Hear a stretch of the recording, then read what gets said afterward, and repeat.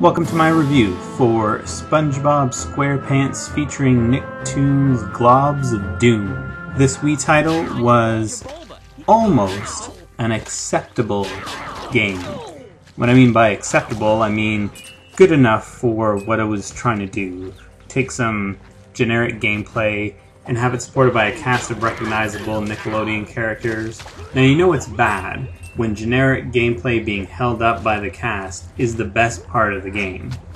Unfortunately, the game's held back and made frustrating by some key elements. And the most disappointing part is that these things are made even worse when you get into multiplayer, which should be making the game more fun. Friends should be able to get together and play, parents should be able to play with their children.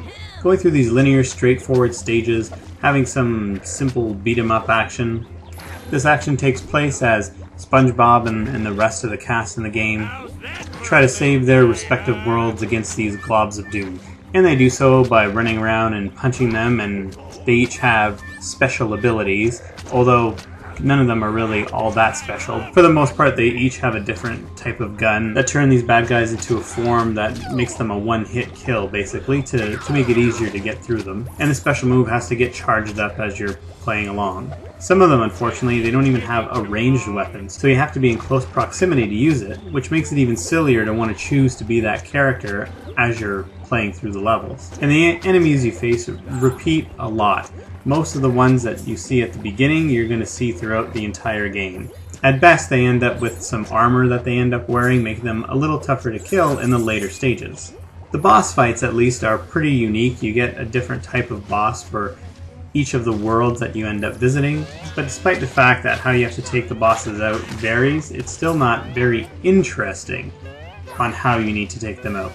And along the way you collect coins and you go back and purchase upgrades so that your standard attacks are stronger, your special attacks have a longer lasting effect, things like that. So with that at the core of the game, as I mentioned, it should be fun. So what holds it back? The camera, for one, which in this generation, I don't know how we haven't been able to figure out a decent camera system. And it gets worse when you play multiplayer. It's harder to see where you're going, it's harder to see what's coming, it's harder to keep both characters on the screen at the same time. You almost have to be joined at the hip the entire time you're doing co-op. It just makes it slow and frustrating and cumbersome to move around. And then when you do try and attack, it can be pretty sloppy hit detection. I mean, there's times where you're right in front of the person and you're swinging away, but for some reason you're just not making contact. And that's hoping that your attacks will go in the direction you want, because it seems that sometimes your character kind of decides on its own which of the bad guys around you they're going to try and hit. But the most frustrating part is the number of game-stopping bugs you will find in this game. Platforms you need to ride on will disappear and never come back.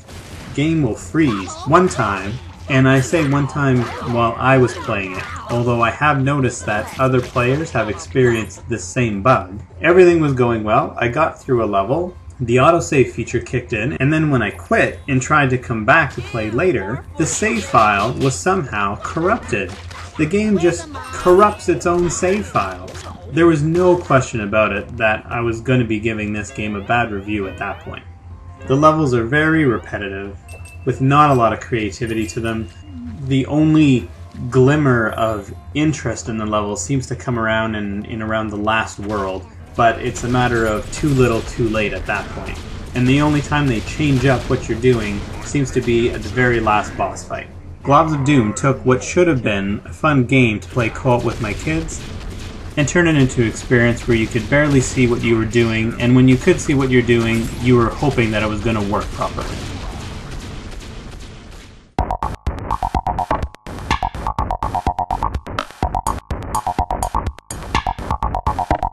What did I step in?